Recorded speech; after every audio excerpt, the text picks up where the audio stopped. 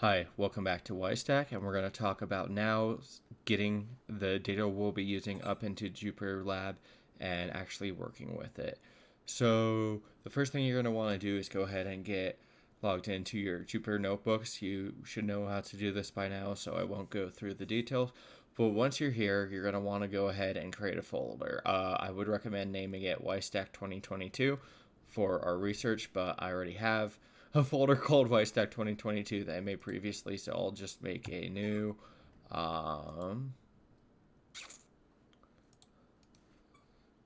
folder. There we go. So we'll call it stack, just Wystack 22. Okay.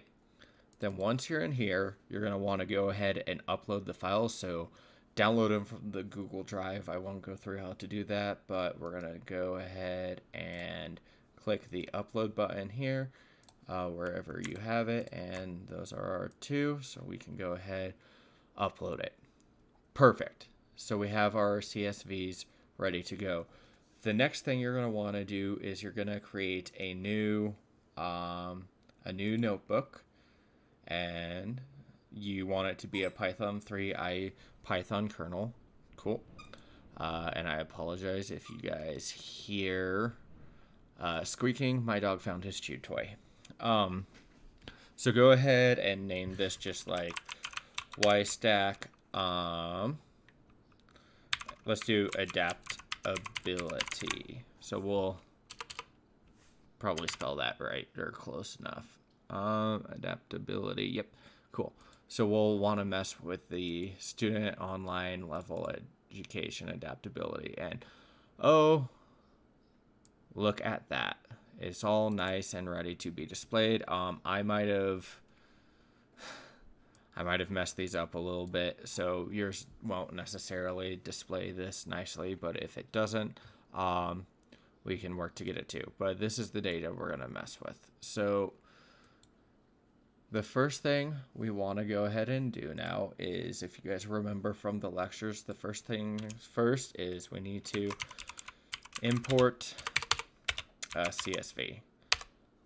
And we need to spell things correctly, even if they're in comments. Remember, when it starts with a hashtag or a pound sign first, that's a comment. And I apologize, my keyboard's very clickety-clackety, and it's right next to the microphone. So import CSV, shift enter to run it, and we're good to go. Okay. So now, can I... let's try that. We're going to say with open, and we can get rid of the prefacing folder because we are in the same folder, so it will just do the local directory. We'll do it as student data and then colon, enter, and it automatically does the tab we need to do. And then student reader is equal to csv.reader. We opened it as student data, and we should be able to run that. Good, it runs. I wasn't expecting any output there, and we didn't get any output. So get the header row out, and that's equal to next of the student reader, and then perfect. And then finally, just a quick sanity print, header row. Oh my goodness gracious, row. There we go. Perfect.